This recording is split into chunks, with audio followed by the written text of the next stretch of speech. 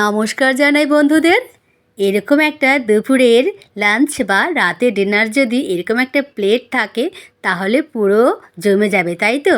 তারপরে আবার বাইরে কিন্তু বেশ বৃষ্টি হচ্ছে, তো জমকালো একটু খাবার খাওয়া যেতেই পারে, তাই তো?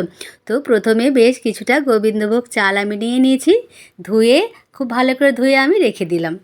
এরপরে দেখো আমি কড়াইয়ে দিয়েছি, কড়াইয়ে বেশ কিছুটা তেল দিয়েছি। দেখো মাছের মাথা দুটো প্রথমে ভেজে তুলে নিতে হবে, তাই তো?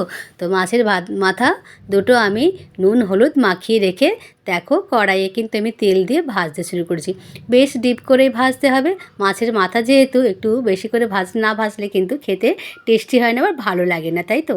তো দেখো আমার মাছের মাথা কিন্তু ভাজা হয়ে গেছে। এদিকে দেখো আমার কিছু ড্রাই ফ্রুটস লাগবে, কাজু কিশমিশ আর আমন্ড নিয়েছি। এবারে ওটা অন্য কড়াই বসিয়ে দিয়েছি। দেখো আমি 2 চামচ সাদা তেল দিয়েছি, আর দেখো 1 চামচ কিন্তু আমি ঘি দিয়েছি। এরপরে দেব অবশ্যই গোটা গরম মশলা, মানে 2টো লবঙ্গ, এলাচ আর দারুচিনি, আর অবশ্যই জয়িত্রী, তারপরে শুকনো লঙ্কা আর তেজপাতা দিয়েছি। এরপরে দেখো বেশ কিছুটা আমি হালকা নেড়ে ছেড়ে নেব। এরপরে আমি ড্রাই ফ্রুটসটা দিয়ে দেব। ড্রাই ফ্রুটসটা দিয়ে বেশ ভালো করে নাড়াচাড়া করে নেব, ভাজা ভাজা হলে ভালো লাগে। এরপরে দিয়েছি আমি 2টো মাঝারি সাইজের পেঁয়াজ, আর বেশ 5-6 কুচি রসুন কোয়া। রসুন কোয়া অবশ্যই আমি কুচিয়ে নিয়েছি। তারপরে বেশ ভালো করে নাড়াচাড়া করলাম। এরপরে দেখো আমি সবজিও দিয়েছি কিন্তু, কিছুটা গাজর, একটা গাজর, আর অবশ্যই একটা স্লাইস করে লম্বা লম্বা করে আলু দুটোই আমি কেটে নিয়েছি। বেশ ভালো করে নাড়াচাড়া করার পর আমি অল্প হালকা ঢাকা দিয়ে দেব। ঢাকা দিলে কি হয়, স্টিমটা একটু হালকা থাকবে, তারপরে কিন্তু সেদ্ধটাও হালকা হালকা হবে। এরপরে আমি 1 চিমটি পরিমাণ মতো লবণ দিয়ে দেব। লবণ দিয়ে বেশ ভালো করে আমি নাড়াচাড়া করে নেব।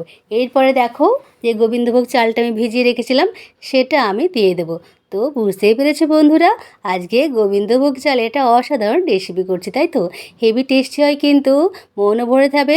অবশ্য অল্প সময়ে খুব সহজে কিন্তু রান্নাও হয়ে যাবে, পেটটাও কিন্তু ভরে যাবে।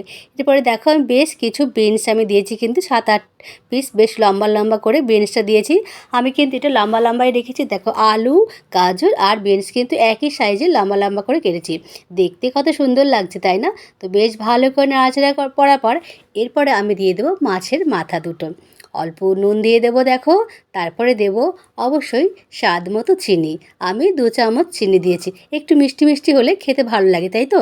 তারপরে দিয়েছি দেখো 4-5টা কাঁচা লঙ্কা, আর দিয়েছি আদা, বেশ লম্বা লম্বা সরু সরু পাতলা করে আমি আদাটা কুচিয়েছি। তো দেখো এবারে একটু বেশ ভালো করে একটু হালকা নাড়াচাড়া করে নেব। এরপরে দেখো আমি যতটা গোবিন্দভোগ চাল দিয়েছিলাম তার থেকে স্লাইস একটু বেশি দিয়ে কিন্তু আমি জলটা দেব। বেশি জল কিন্তু আমি দেব না, কারণ বেশি জল দিলে কিন্তু একদম ঝরঝরে হবে না, তাই তো?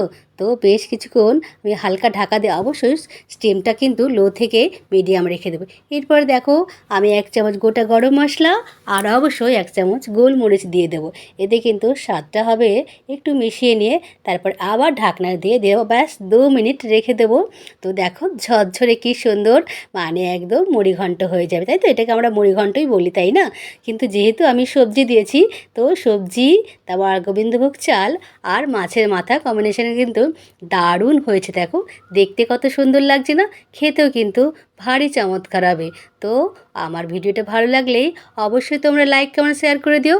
ওয়েলকাম টু মাই চ্যানেল রেকি এসপিএল, তোমাদের সকলকে স্বাগত জানাই। তো কেমন হয়েছে আজকের রেসিপিটা? ধৈর্য, তাই তো? খুব সহজে একের মধ্যে অনন্য, তাই তো? কেমন হয়েছে অবশ্যই বলবে। ভিডিওটা ভালো লাগলে অবশ্যই কিন্তু লাইক কমেন্ট শেয়ার করতে ভুলো না। আর কেমন হয়েছে অবশ্যই বলবে। দুপুরটা বলো রাত্রিটা বলো, একদম জমে ক্ষীর হবে, আর সবাই কিন্তু বেশ খুশি হবে। না সবজির ঝামেলা, ব্যাস তুলে এবার খেয়ে নাও। থ্যাংক ইউ বন্ধুরা দেখার জন্য।